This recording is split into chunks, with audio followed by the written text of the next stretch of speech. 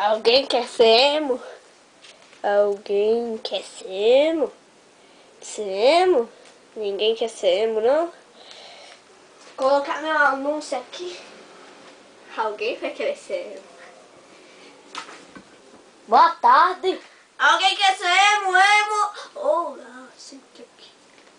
Senta. E esse negócio, que é emo aí, ó? Senta que eu te explico.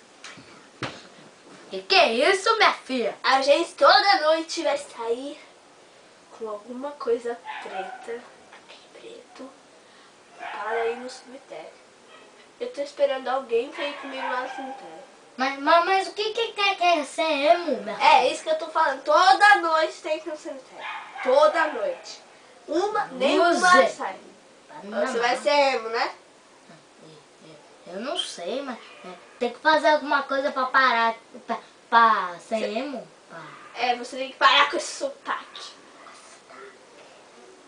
Parar com meu sotaque como, minha filha? Ela vai parar com o sotaque. Eu acho que eu sei. Deixa eu riscar, deixa eu cortar.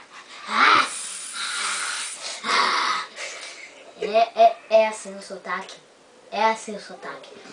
Eu aprendi o sotaque, agora vocês vão ver.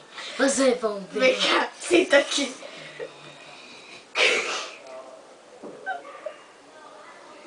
Deixa eu cortar seu cabelo. Emo! O poder! Você vai ser emo. Vira pra ela. O poder! O poder! O poder!